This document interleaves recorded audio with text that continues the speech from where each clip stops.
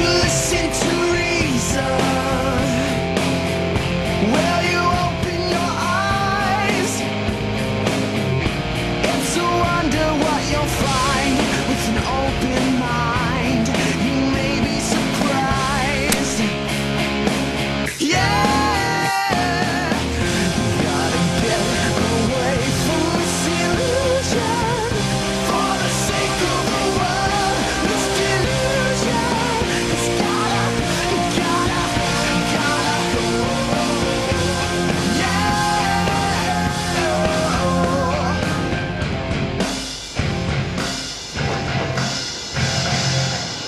Hi everybody, and welcome to the Atheist Experience. I'm your host today, Jen Peoples, and with me is the incomparable Tracy Harris. Howdy. Matt had some family obligations today, so he's going to take the weekend off, and so you got me and Tracy for today.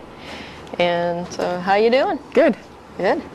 Well, just before we get started, let me let everybody know, after the show, some of us will be headed down to Threadgill's for dinner. So if you are in the Austin area and you'd like to join us, you're welcome to do so. And if you'd like some more information about the atheist community of Austin or the Atheist Experience, you can go to our website at www.atheist-community.org. So what do you got today? Not too much. I just have my notebook with me. Yeah? Yeah, just thought I would show my notebook. Oh, yeah. There we go. So It says, pray until something happens.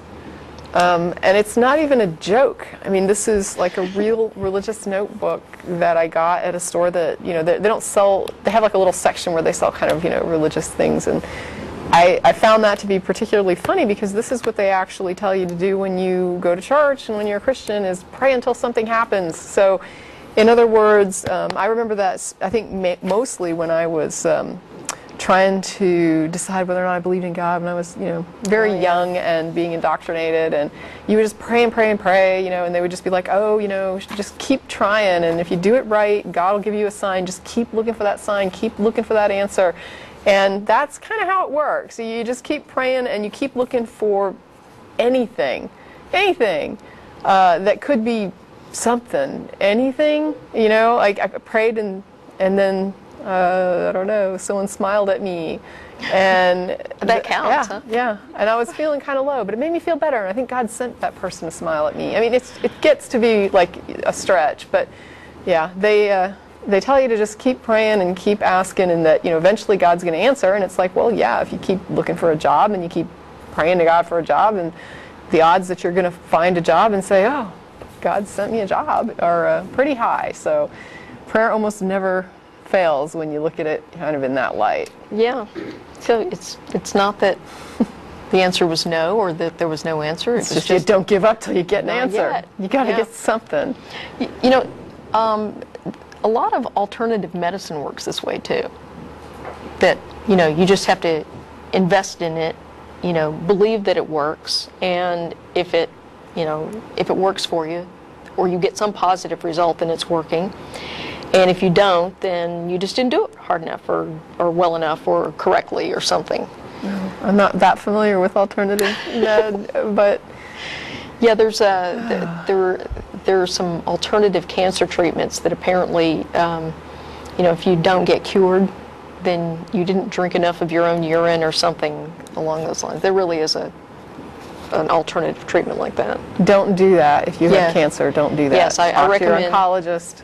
Yeah, I recommend that Get you their opinion on it before you try get something medical like help. that. Yes, and if you feel the need to drink your own urine, get psychiatric help.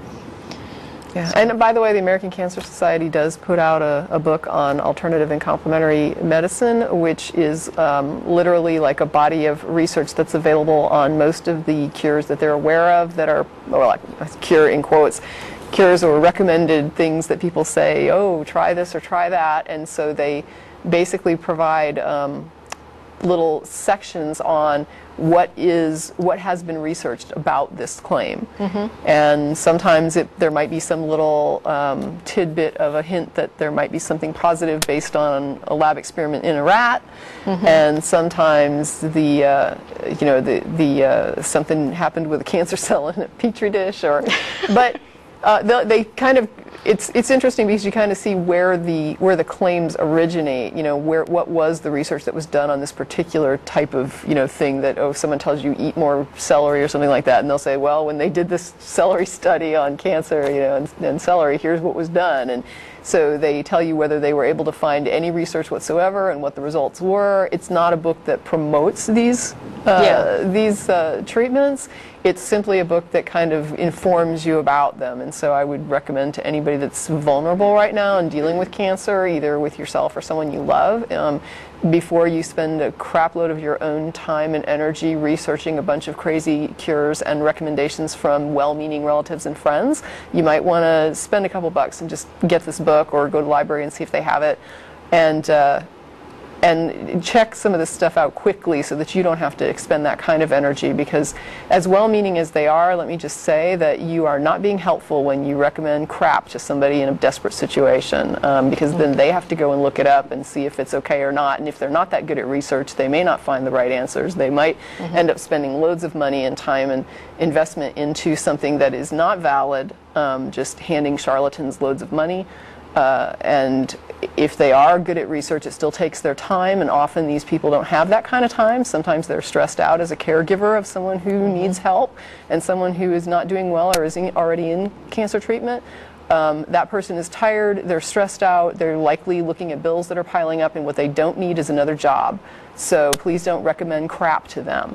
And if you just feel like you don't have the resources or the time and you're at your wit's end as a caregiver, just take it to your oncologist and say, what do you know about this? Don't kill yourself, don't knock yourself out. I didn't mean that as a bad pun, but don't knock yourself out researching every crazy thing that somebody wants to recommend to you about their brother's cousin's sister tried this supplement and it fixed their cancer.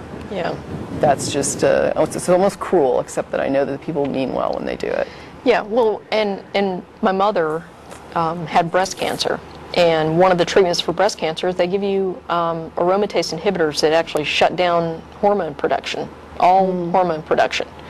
And there were so many people that said, oh, you need to go and you need to drink soy milk or eat soy, and because of the phytoestrogens, and that would have been the really wrong thing for her to do. So that actually would have been counterproductive. They're trying to stop the estrogens from acting on the cancer cells. Yeah, not check with your doctor. Promote that. Yeah. So yeah, some of these things are actively harmful, not just a waste of time. Yeah, false hope is a very cruel thing. People that are really desperate are just looking for any bit of hope, and especially in situations where standard treatments may not be working or maybe not that good to begin with as far as odds, and so you can burn through your savings quickly trying a lot of desperate things, and people in that situation do not want to. I know it's really hard to say no to somebody that you love that's sick with cancer and asking about something they heard about or something that someone told them about, and you don't want to say no, we're not going to do this, but sometimes you just really have to say, I looked this up, it doesn't work, and we're not going to spend our money on this. It's not going to save you. Well, do you want to go to some calls here? Sure. All right. Well, let's talk to Frank in Scranton, Pennsylvania. Good evening, Ms. Harris, Ms. Peoples. First time, long time, and very pleasant to speak to both of you. Okay, thank you. So what do you got for us? Okay, my question considers the superstitions. Would you consider, first of all, atheists to be superstitious in any way, shape, or form? It depends on the atheist. Yeah, I know some that are. Not all atheists are skeptics. Okay, well, considering superstition, because I have noticed by watching this program that there are actually superstitions among one of the hosts. I'm not sure if I'm comfortable to say the name of the host. Okay. All right. Okay. So basically the question I have is, if someone like Mr. Dillahunty, for example, always sits to the left side of the co-host because he's the host, obviously. And I noticed that Miss Peoples is the host today and Miss Harris is the co-host. And right. Sometimes they switch. Sometimes they switch, but I never have ever seen Mr. Dillahunty himself sit to the right. Right. Of the co-host. That's because no, Matt is always the host. The host. Yeah. This is the host position where Jen is sitting, and that's because it's okay. But that's because of technical realities. She has the computer hooked up to some to outlets over here. It's not a thing they're like always wearing my lucky socks. It's that in the studio, the host has to sit over here because of their relation to the wall. Oh, I understand wholeheartedly, and I think it's a very good system, but my question is, has Mr. Dillahunty ever have been co-host recently? I don't know that he, well, I mean, he may have recently. co-hosted when he first started doing the show, but he only acts as host now. Now, why is that? Do you fellow hosts find that sort of kind of dictatorial? No, Matt Dillahunty is the president of ACA, and he is also probably one of the more prolific people when it comes to counter-apologetics, like he goes and lectures and debates and things like that. Matt, I noticed that, well, yes. yeah, Matt, if he wanted to, could come in and like kind of, quote, own the show. So what he does is he plays host, where he sits on the side, and then the co-host is supposed to get most of the traffic. Now, Matt, I think, would be the first one to admit that sometimes he's criticized for sort of talking a lot during the show and not really giving the co-host a lot of time, and people will write in. He cannot hang up in a debate. He cannot hang up on someone when he is lecturing or debating them. Correct. And it seems kind of dictatorial, as you, Miss Harrison, you, Miss Peoples, you're so very kind. You do not hang up on your callers. I've hung up on I've hung callers. up on people before. I've hung up on callers. I actually frustrated myself trying to hang up once to the point that I couldn't even hit the button correctly. Martin had to reach over and do it. In situations where the callers would be irrational or insulting or possibly, do something in there, whereas Matt seems to be like a dictator with that. He's going, all right, this sounds almost like an email issue. Yeah. Maybe write to Matt and tell him you don't like that. My final thing is, I believe that, Miss Harris, you have an infinite more knowledge than Mr. Dillahunty, so would it ever be possible for you to be host? I hosted a few times. I suck as host, which is why I don't host. Really? Yeah, I don't like to host, and I'm horrible with the phone thing. I'm like terrible with it, and I don't pay attention to the notes from the studio, and I'm just not good. Okay, and one question, this is regarding, someone asked what is God's purpose. Last week somebody asked what is God's purpose. Okay. To Miss Peoples. Could God's purpose be to create purpose, just like the purpose for your shoes? What creates the purpose for your shoes? Your feet. Well, You know what I'm saying? I don't believe that God exists at all. So, Well, if he exists to It's create irrelevant. purpose, he's doing a really crappy job, because I don't see purpose to a whole lot of things. Right. Well, of course. God could exist who isn't all-powerful, all-knowing, all-loving, never-changing, and ever-present. Do you agree? Yeah, anything could, a unicorn could exist that's not, so yeah. I mean, Okay. if we're going to talk about hypotheticals, you could just build whatever you want to build. Right, but do you believe that Matt is creating Stepford atheists, pretty much? Like, you're sitting at the right hand of the host, meaning the right hand of the subconsciously now. Of course he's not going to be No, dictating. this is not Matt. Matt didn't build the studio. Yeah. Obviously not. Okay, so Well, it's not his plan. I think you're taking a religious imagery, the right hand of God, and you're applying it to a logistics of how the studio is built, which is really weird. And you realize there's nothing magical about either of these chairs. Tracy and I could switch positions right now and nothing would change. Except that it would be harder for her to host. Yeah. Okay. I don't mean that in that sense, but I believe that do you believe he's using the show as a stepping stone? Like he's going to leave everybody behind once if he reads in the process of writing the book? No. No, I mean, I do think that Matt has done it for a very long time, and I don't expect that he's going to do it forever.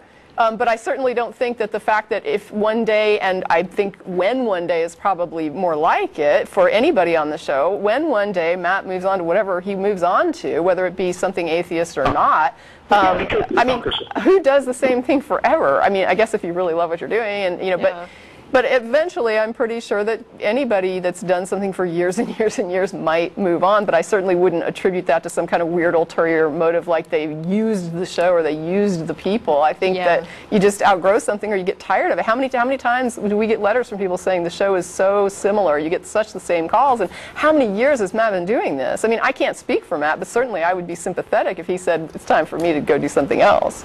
Yeah. Well, for instance, I looked on the schedule, and Mr. Dillahunty was supposed to host today, and he was supposed to host last week. Now, unless there's a legitimate reason for not appearing today and not appearing last week. Are we allowed to speak about this? Yeah. I'm going to just say, Yeah, actually, their Matt has put house this was out. robbed. And so Matt and Beth have been dealing with a home robbery. Poor Mr. Dillahunty. I'm just... I mean, he's such a woman. I mean, and they have relatives in town. But I mean, not that I need to defend Matt's personal life, but I'm just saying you seem to assume a lot of things regarding motive that are just really weird. Well, the reason why I say this is because Mr. Dillahunty has, on many occasions, because I'm an avid watcher of the show, has experienced told about his life as growing from a Bible Belt Baptist family, et cetera, et cetera. At this point, I'm just going to say I'm uncomfortable speaking anymore for Matt or about Matt's personal life. And if you have an issue with Matt, you need to contact Matt. Yeah. Okay. Email the show. Yeah, please. All right. Okay, well, that was interesting. Some people don't like Matt. It's like, okay. Okay, so why don't we talk to Marshall in Raleigh? Let's see. He's on line 1. Marshall. Hi, Marshall. Hi, you're on the show. Hey, how's it going? Good. All right, so I guess it says on the prompter something about doubts, right? Something about doubts? Well, whatever. What it says about me. So why don't you tell us what you have in mind? What's on your mind? All right. Okay. It goes back to what Matt said a while ago to another caller. They asked, like, when will the doubt go away? Okay. And he said possibly never, and also that he personally hopes it doesn't. Right. Okay. Yeah. Okay. Well, here's where mine comes from. Well, not exactly doubt, because I'm on your side of the whole thing.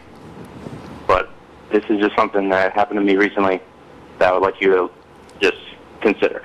Okay? Okay. All right. So a friend of mine passed away over a year ago, and I found this at work. It was a receipt. It has her name on it, and then I looked at it for another second, and it had these numbers, 10212. And about a month ago, that was the date that it recently passed, right? Okay. Sure. October 2nd, 2012.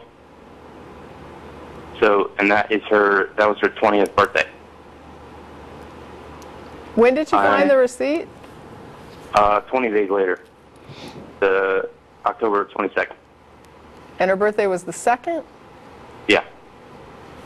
Okay. Okay. All right. Okay, so it has her name and her 20th birthday. Well, it has a And, number. It has her number on it that you Yeah, say it's correlates to her birthday, correct? Right. It's a approval code. Okay, yeah. Okay, so I found that, and above just that being unlikely, I probably look at about 3 to 4 or 5 receipts that come through a day out of probably 30 to 50. So it was unlikely I would even see it, much less that it happened, you know? Okay. So I would just want to know what you guys would take that if you had saw it. I would Right. think it was a coincidence. Yeah, I don't know quite what it is you're asking. You're saying that there's like a number associated with the receipt that happens to align with... Now, you realize if you were in Europe, for example, that wouldn't be her birthday. Yeah, it would be 2/10. That'd be February 10th, correct. So, I mean, I think that this is, like Jen just said, this is what they call a coincidence, which is basically something that is related to something else in close time proximity that has meaning for the person who observes both events. So it's 2 events closely related in time that are then tied together via the brain of the person who sees them who interprets them with some sort of meaning. That's what a coincidence is. I do see it as a coincidence, but I was wondering, I mean, you can understand that this, to me, when I first saw it, it struck me, you know, like, what are the chances of me even seeing this, let alone it having it? But I know... Well, let me tell him a quick story. Shortly after a relative of mine died, I got a phone call at my office, and we have a display that shows names. And I was shocked to look down and see this relative's name on the display. Like, that's who was calling me. And when I picked it up, I was just like, I didn't even know what to expect. I thought this is the weirdest thing. And I pick up the phone and I said, hello? And it turned out it was one of our IT people that had the same name. Okay. That happens. Yeah, I mean, this is obviously something else. Obviously. Yeah. I mean, Again, things happen. I do take it as a coincidence, but I'm just saying you can understand it has, you know, like I said, it is her name. It is her birthday that passed 20 days before at the time. Sure, you notice it because you're aware of these things. Correct, I agree. Yeah, and that's kind of the point I was going to bring up, is that how many times have you seen things like this and you forgot about it, actually, or you didn't even notice it because, you know, the person that you were, whose name was on the receipt wasn't dead. Right. You know, and or you didn't know their birthday. Yeah, or you didn't know their birthday or something. Yeah. Yeah, that's another thing. I do recognize that. I even noticed the birthday because I looked at it an extra second because it had her name. Yeah. And her birthday had just passed, so the numbers were in my head, you know, 10 to 12. Everyone was talking about it that day. Right. Yeah. So the numbers are in my head. But yes, you're correct. People do, I mean, people do this. That's where the word coincidence comes from. That's where that idea comes from, the idea of meaningfully putting together too closely, you know, events too closely related in time. Right. And the main point is that I'm pretty sure I'm one of the only people that could have seen this, that knew her, that would have just chalked it up to coincidence, because most people that I know would have seen this, would have taken it as a clear sign. Sure. No, I think a lot of people would have. Some people would have played lotto that day with her birthday. Yep. And then what would have happened is the real date would have come up, and it would have been like, no, that was her telling you that it was a legitimate sign with her birthday, but telling you to play the numbers for today. Yeah. Yeah. You just got to know how to read these signs, or they're useless. Yeah. So just obviously, I'm sure you guys would have probably had the same reaction, initial reaction. Yeah, it's interesting. Like, wow, that's incredibly unlikely. Is there a reason that came up? And then you probably would have just realized. Yeah. I guess I don't even think of them as incredibly unlikely. I look at like all of the events that happen in the universe every day. I think we just hit like 7 billion human beings. And so in my mind, can you imagine if a day went by and there was not one coincidence? To me, that would be weird. Yeah, I did say that to my friend. They said, what do you think it means? Like, because it's so unlikely. And I said, at any moment, there's a possibility of something like this happening. So I think it's got to be happening all the time. Yeah, exactly. So it's probably more likely that something like this happens around the world somewhere than it doesn't. Yeah. Well, Carl Jung, he wrote Synchronicity as a response to coincidences. I mean, he was very bothered by coincidences, and of course he had like his own personal history that had to do with some weird religious ideas from his mom. But you know, he was a brilliant guy, but could not shake the idea that a coincidence is meaning made in your head. As much as he understood, even kind of before his time, he was ahead of his time a bit when it came to his hypotheses regarding what was going on with people's brains. And even so, he was still kind of driven a little bit whack when it came to the idea of coincidence. Yeah. All right, well, I guess that's all I have to say. Thanks for answering. Sure, okay. Thanks for telling me what you guys think. And have a good day. Yeah. All right, thanks for the call. All right, let's see. We've got Tess in Virginia Beach on line 3. Yes, that's me. Hi, Tess. Hello. First of all, I'd like to commend you guys on an awesome show. Well, thank you. I mean, obviously, I'm from Virginia.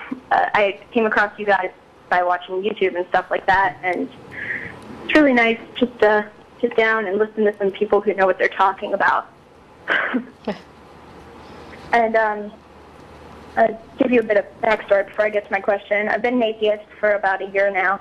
It was actually the night before I got confirmed that George Carlin graced my computer screen, and I saw just how absurd some of the Christian claims were, that I came to my senses and dove deeper into atheism and realized that that's how I categorize myself. So did you go through with the confirmation? Yes, I did, but only because I knew I would be, like, having to go to the classes still. Yeah. Because my mom had said that. Okay. But, yeah, it's been about a year, and I've had a hard time with it because my family's extremely religious. My best friend is studying to be a youth minister right now, and I just really have no atheist friends. Thankfully, I found your show, and I feel a lot less alone. And I particularly had issues with my mom. I hate to belittle like the problems a gay kid would go through, but I almost feel like coming out as an atheist to my mother was like coming out gay, because I experienced quite a bit of rejection. Yeah. And my mother was in denial, and she had some things she said some things she's never said to me before, and it just wasn't pretty. And going out to college has helped a bit, but I still don't have the same kind of relationship with my mom. And I'm not trying to convert her, and I completely respect her views, but what I wanted to ask you both is, like, have you had a similar experience with family or friends who weren't atheists finding out that you were? Like, I've tried talking to my mom even months after the fact, after giving her time to calm down. So I guess the kind of add-on to the question is, have you explained to like a hardcore, logic-oblivious Catholic that your atheism is just as real to you as their Christianity? I just want to ask, like, why are these conversations occurring with you and your mom? I want her, I mean, she kind of found out, and I Okay. do want her Okay. to know me. Like, There are a lot of people that write to us, and they, a lot of times it's people that want to come out, and they feel really like, well, kind of what you're describing, but they haven't come out yet, and they're just like, I feel Yeah. like I'm lying, and like these people are not, I'm afraid that if I come out they won't accept me, but I want them to accept me, but I want them to accept me for who I really am, not for this facade that I'm putting on. And so what you've kind of done is you've come out and you're now saying, I've come out and I'm this person, but she's not understanding, and I want her to understand and accept me and really appreciate who I am, not just say whatever. Yeah. Now, just FYI, not everybody can always understand everything. I mean, I know. there's It's not. my mom that really hurts me, because we've just always been really close. Yeah, no, I mean, I hear you, and I wish there was a magic bullet, but sometimes there's not. The best thing that you can do is to have cordial conversations as much as possible, and as much as she's willing to have them. Are the conversations usually like cordial? I mean, do you guys have civil conversation about religion? Not about religion. No. Okay. Outside of that, do you normally have good cordial? Okay. But what happens when you talk about religion now? She gets on the defensive side and just starts talking about hell and how lack of faith leads to it. And it really hurts. Yeah. So This is really real for her. I mean, Yeah. I don't know what to tell you. You want her to understand your position that it's not real, Yeah. and she is. That is really tough for, especially a hell-believing Christian. yeah. Yeah. You know, can And I? my Maybe- dad almost makes it worse, because my dad's the yes man type. So my mom has said some really hard stuff in his presence, and he says nothing. I mean, if I had a kid who was being yelled at and almost verbally abused, fortunately I'm in college now and it's gotten better. But like, I do consider what I went through around my senior year to be verbal abuse from my mom, and he just kind of did nothing. What is his position on this whole religious thing? I mean, we just had a conversation on the car ride over here just about, he thinks, like, pretty much how I think the idea of a benevolent God is just ridiculous when compared to the stuff that happens in the Bible.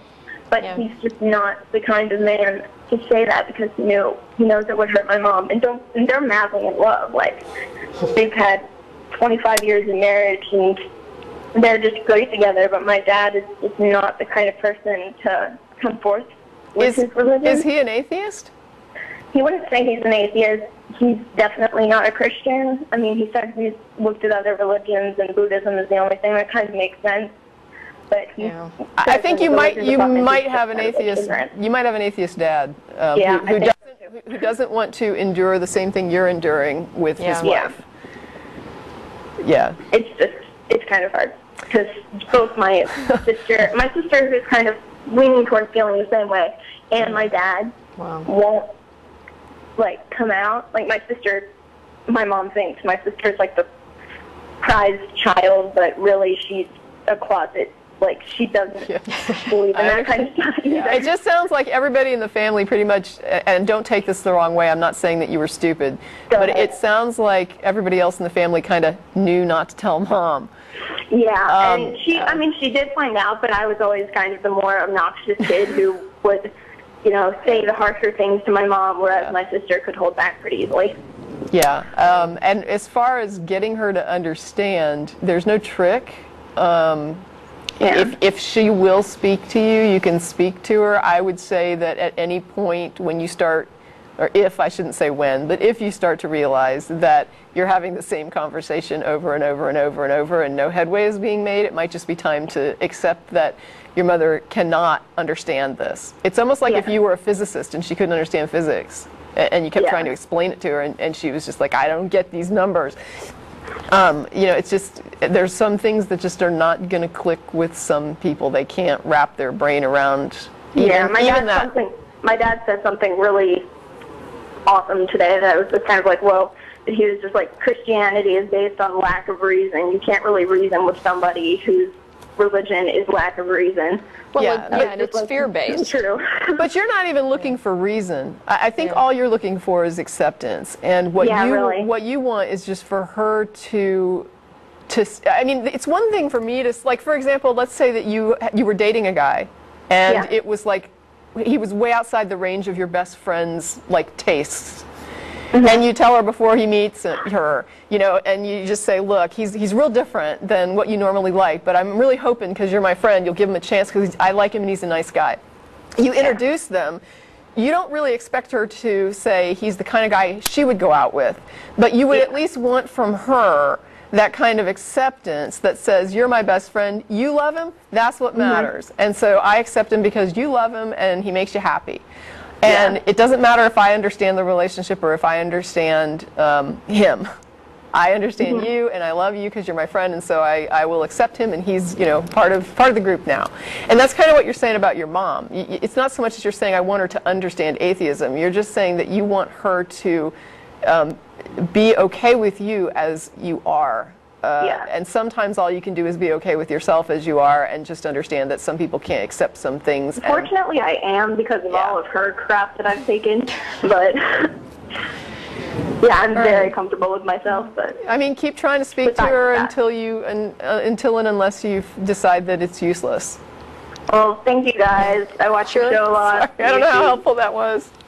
Oh, that was just to know that there's somebody. I just needed to talk to another atheist, honestly. Okay. Well, have you tried reaching out to other atheists, like on Facebook or something? Yeah, forums are great. I'm trying to see if there's some sort of atheist club here at the college that I go to. Oh, yeah, definitely. Secular Student Alliance. Contact them. Yeah, and I know one of my roommates would definitely have contacts, but the thing is, she's a Christian. And so both my roommates are Christians because, guess who put on my application that I'm a Christian? Thanks, Mom. Yeah. But I do love my roommates. I mean, they're more accepting, and they do know I'm an atheist, but I don't like go into depth with them. Yeah. Okay. Well, definitely reach out to a Secular Student Alliance group, and if you don't have one at your college, start one. Yeah. Okay. Great. So, well, thanks for the call. Thank you, guys. All right. Bye. Bye. Okay, so we have Kyle in Washington State here. Hi, Kyle. You're on the air. Hello. Hello. I'm calling about what Tracy said before you started taking calls. Okay. Regarding treatments for cancer and how it's probably best not to pursue treatments that don't seem scientific or mainstream because they're so unlikely to work. Well, just if they have no demonstrated efficacy. Yeah. Yeah. Okay, that you just better not waste your money on them, even though it's a life and death situation. Yeah. But I'm wondering if you would ever have a different perspective about such a treatment that didn't cost any money, like a change in diet. Okay. But okay, go ahead. It seems to me like there's nothing to lose, even if it seems unskeptical. Okay. Or let me ask you something. If you had a terminal illness, and because of this you thought, I have nothing to lose, and you made a change to your diet, but you started eating foods that you didn't like, Do you think that would be costly? Well, that is a good point. I suppose there would be a cost like that if you're enjoying your what's left of your life less than you did before. Right. But let's say you still do enjoy. Let's say it's a vegan diet, and let's say you I can actually answer your question. Vegan alternatives. I can answer your question because my husband had cancer. And we went through this, which is why I feel like I feel about it, because I really resent all of the people who made worthless recommendations. I don't really resent the people so much as I resent those events. When a person is taking care of somebody with cancer, they do not have a lot of energy, they don't have a lot of time, they often don't have a lot of money. And when people start saying, hey, you should try this supplement, or you should try this or that, what it means for that person is hours and hours and hours of research on the internet to find out that there is no demonstrated efficacy to what you just recommended. Now, if I was the person who was actually sick, I think it would even be worse. Because then I would have to be, and it's not like you're just getting one recommendation. You are getting showered with recommendations from well-meaning, unskeptical friends and family. And it is stressful because you feel like you want to do anything and everything you can possibly do to save this person's life. You would do anything that you could do to save them. I can't even begin to imagine the desperation and the vulnerability of someone who has a child with cancer. This was just my husband. If this had been my child, I don't know if I would have been able to maintain reasonability.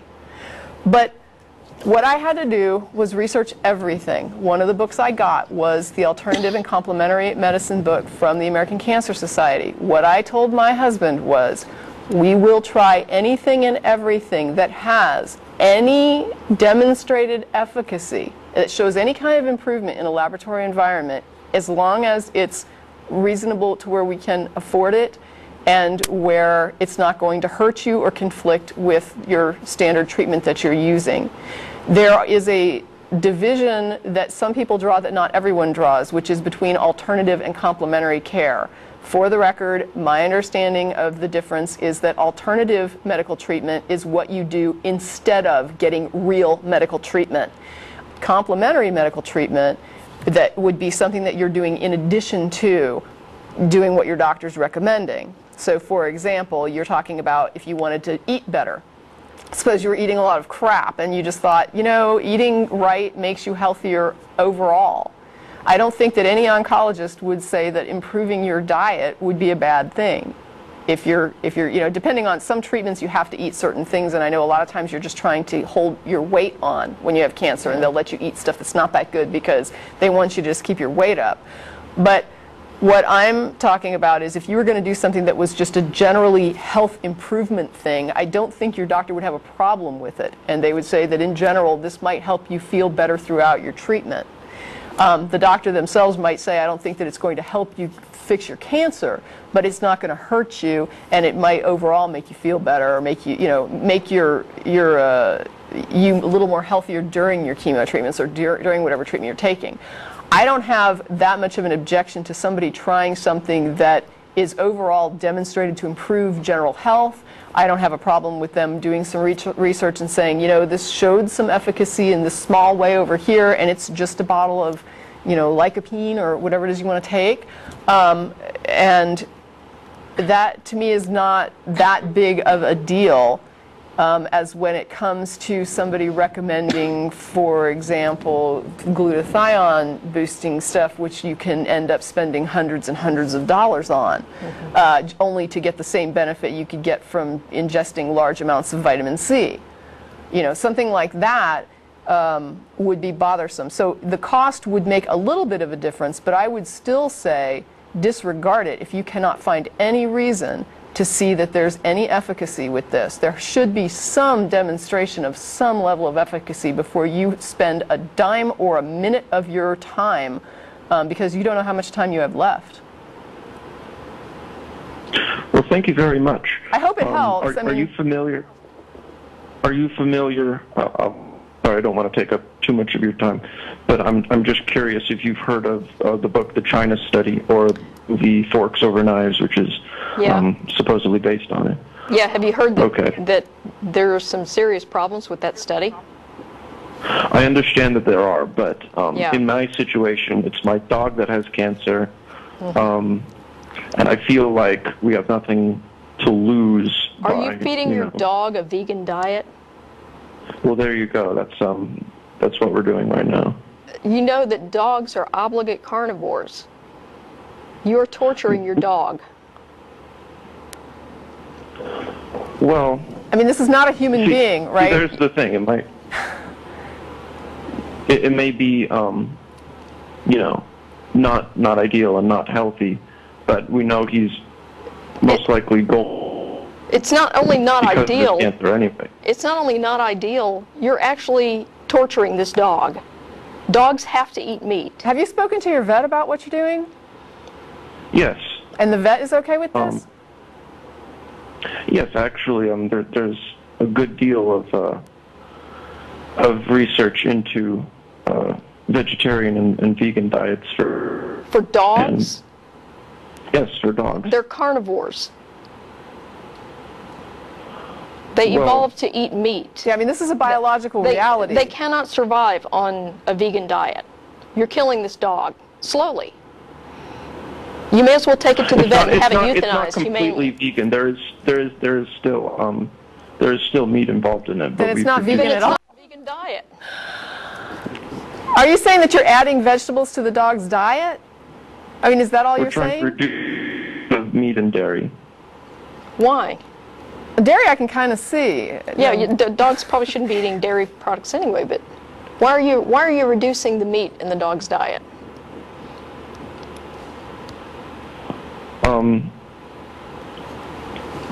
Because of the chance that it might do something. Do what? Was this study done on dogs or was it done on people? The China study and the China study was humans. Forks Over Knives are of course about humans. Then I mean that wouldn't translate to a carnivore. We are omnivores. Yeah. I mean, you're trying. It's almost like when if somebody said that a certain thing worked on an octopus, and so you were like, oh, well, then I should try it. It's like it has to be something that is at least similar, like physiologically. When you're talking about vegetarian dog foods for dogs, yeah, they do make them. It's meat substitutes. It's basically. Why would you do that? Why would you do that to your dog? Well, I tried to explain myself by saying he has cancer. Okay. We wanted something. Right, but the human and a dog are they're not similar when it comes to diet. I mean, if it was two animals that were similar, like if you had a monkey or something that was like more, I'm trying to think what else. Like even a rat can eat different things, or a pig. But a dog is evolved as Jen is saying, it's evolved as a carnivore, not as an omnivore. So to take a study that's done on diet based on an animal that metabolizes like so many different things versus an animal that metabolizes like one thing, I don't know how valid that would be. I'm questioning, I guess. The question has to be then, I mean, what do I do? Feed your dog. What kind of cancer does your dog have, and what's its prognosis? Well, he had a tumor in his rectum. Okay. And what's his prognosis? They couldn't remove it. It wasn't surgically removable. They removed part of it, but the cancer is still there. Okay. So basically you're looking at, your dog is probably terminal, right? Is that what I'm hearing? Yes. Okay. Do you know how long the dog has? Probably maybe a year. Okay. So why don't you feed the dog an appropriate dog food that the dog likes, and do your very best to give him the best quality of life that you can for the rest of the time that he has. And don't torture him with a vegan diet. I'd like to express one thing, though. I mean, in addition, I guess not in addition to what Jen is saying, but as a separate thing. All right.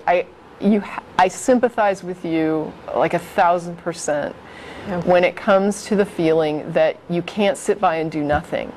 You're in a situation where your doctor has told you, the vet has told you, they can't operate, and this cancer is still there, which Jen correctly said that means that this dog will die from cancer, if, assuming something doesn't kill it in the meantime. And I get the idea of saying standard treatment is offering you nothing right now. Literally, you have been told there is no more standard treatment, there is nothing else we can do to help your dog. And so you're at a point where you've kind of said, anything I can do is better than doing nothing, because there's this desperation that sits with the caregiver that says, I have got to do something, I cannot do nothing. I mean, I would have probably been the person at my husband's deathbed saying, I can't let go. I will just go with you to the grave, like trying to find something that is going to save your life. I mean, that's what I'm like, and I get that you're like that, and I think most people are like that. And so I'm hesitant to jump on you and guilt you into not doing the one thing you think is something, because I know how that feels to say I've got to do something. I would say that whatever you're doing, you have to live with this. When your dog is gone, ultimately the dog will die at some point of something. But when that dog is gone, and if this dog should die of cancer, you are the person who has to live with whatever you did or didn't do, right? And I get that. That's a burden that you're going to have to deal with. And it's tough because you don't ever want that thing or person that you love to go, and then you're thinking to yourself, I should have done this, I should have done that, I should have spent the money, I should have. That is torture, which is why I think it's hideous when people take advantage of that and try to sell crap. But while you're doing what you're doing, keep researching, all right? Just keep researching and keep informing yourself. And it may or may not change your mind about what you're doing with the dog. The dog may be okay. It may be getting everything it needs from a dietary standpoint, from weird supplemental diet, whatever. I don't know. But just keep researching. Don't stop learning about what you're doing and about what you need to know to help your dog. And know that whatever you do or don't do, you're the one that has to live with that. So do whatever you have to do to make yourself not have to live with regrets for the rest of your life after this year. Okay? All right. I'm really sorry to take up so much of your time, but I would like to mention that it is... I just wanted to let you know, I'm not unsympathetic to what you're going through, okay? I lost a dog that was very precious to me a few years ago. She died of kidney failure, and before she died, she had a lot of food allergies, so she could not eat the normal kidney diet that they offer, the standard dog food that they give you for a dog that has renal failure. She couldn't eat it because she was allergic. So I went to the USDA and I researched the recommended daily allowances for dogs for all the required nutrients, and I looked at the renal diets, and I made dog food for her. For like 2 months. I made fresh dog food for her based on the stuff that she had to have for her kidney that she could eat because of her allergies. Okay, so I get it, I understand. Okay, I wouldn't change a thing that I did. But, I mean, like Tracy said, you need to keep researching what you're doing. And I just, I'm sorry you have to go through this. I know what it's like to lose a pet. I appreciate everything you're telling me, and yes, I understand. Of course, dogs have evolved as carnivores, but it also seems to me like dogs will just eat anything. Yeah, they will, you give them at all. So it seems weird to think of it as meat and only meat for dogs. Well, they will eat a lot of stuff, but they should have meat. I have a kitten that ate cornbread tonight, so. Yeah. He got a hold of it. I mean, I don't know why that cat ate cornbread, but I know that's not a normal part of a cat diet. Yeah. Yes, all right. And it is my mother who was who is really into the China study and forks over knives. She's not a skeptic as I am. And it, I was more going along with what with the suggestions that she had about you do what you need to do. the cancer cream. Yeah, do what you have to do. Properties of the vegan diet. Okay. Well, we need to get going here, so if you have any follow-up questions... I'm sorry again. No, okay. don't apologize. Don't apologize. Goodbye, thank you. Thanks for your call. Thank you. All right. So let's go ahead and go to Daniel in St. Paul. Hi, Daniel. You're on the air. Hello. Hello. I am I'm a theist, technically. Okay. I don't necessarily believe in the Bible God. I just don't like it when people use that to a reasoning for...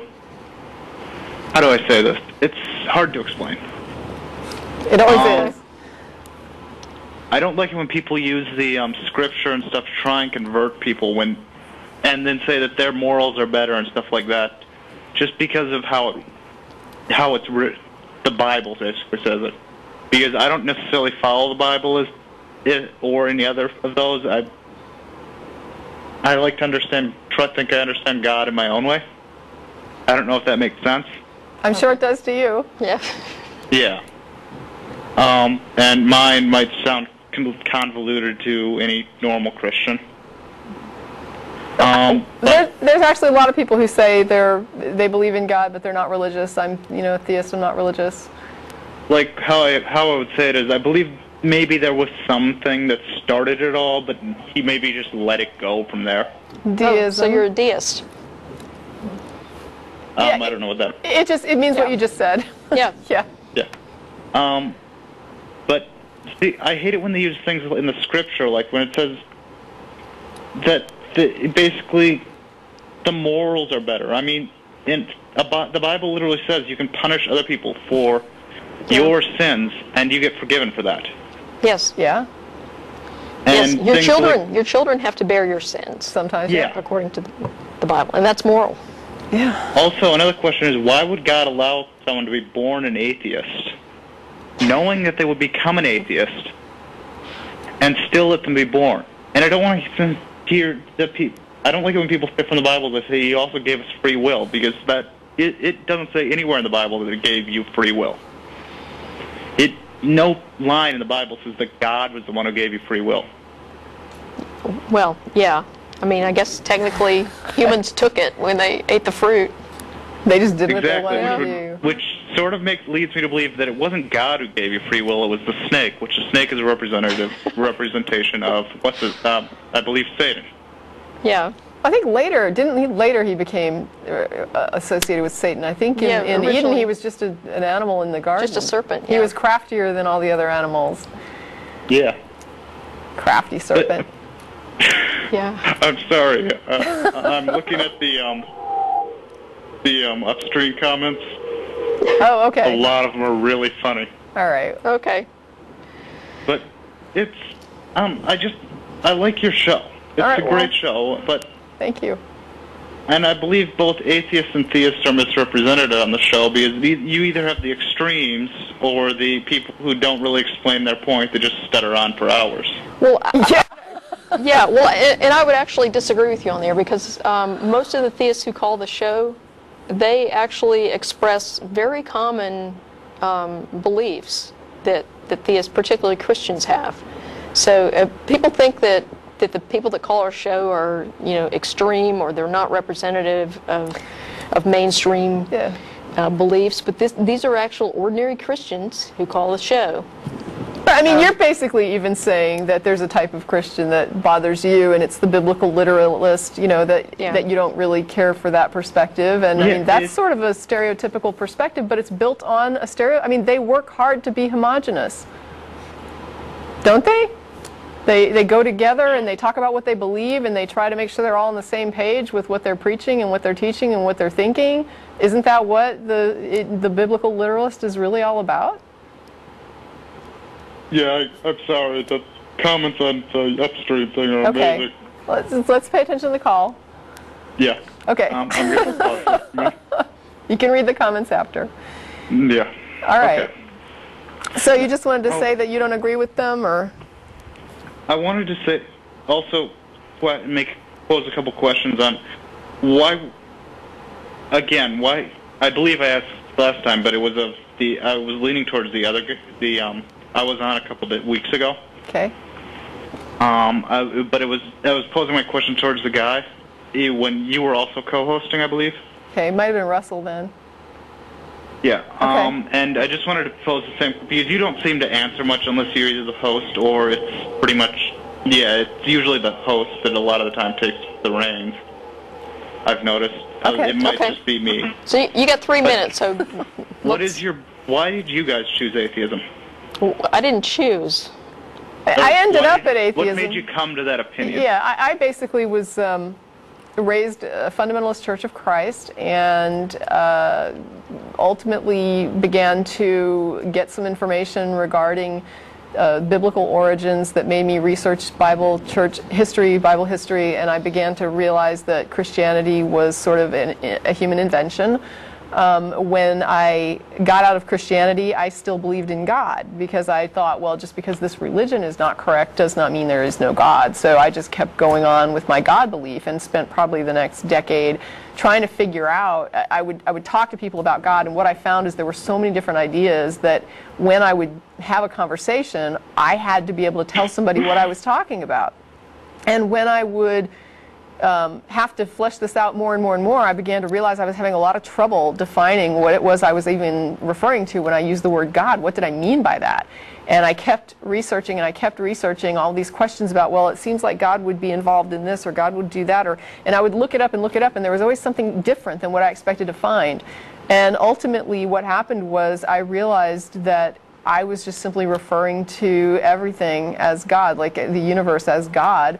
And I looked that up, and I saw pantheism, and I was like, oh, that's kind of like what I'm saying, is that it's just the universe. And then I thought, why are they saying pantheist? Why don't they just, that's atheist? So I just was like, I guess I'm an atheist at that point, because I don't really think there's anything beyond what it is we can, if you can't find something to refer to that is God, if there's nothing there other than what is there, what else could you possibly mean? And so that became the problem, was if you're talking about something that doesn't exist, that cannot be, a point of reference, then what in the world are you talking about? Can I ask a quick question because I don't want to ask before the time runs out? Sure. Yeah, we've got 30 seconds, so let's go. Okay. What do you find more comfort in, the certainty that there is no God and there is no life afterwards, or the certainty that there is? Which one do you believe you would find more comfort in if you did? I don't claim certainty. Yeah, I mean, I'm not really worried about certainty, but my current belief that there is no God is, to me, it's sort of 6 of one, half dozen the other. I mean, I don't have to worry about whether or not I'm going to make it into heaven or hell. That's kind of comforting, to be able to let go of that. But at the same time, I mean, to die and that's it, it doesn't bother me. And we got to go. We are out of time. And if you are in the Austin area and you would like to join us at Threadgills, we will be there shortly. Southside location. See you there.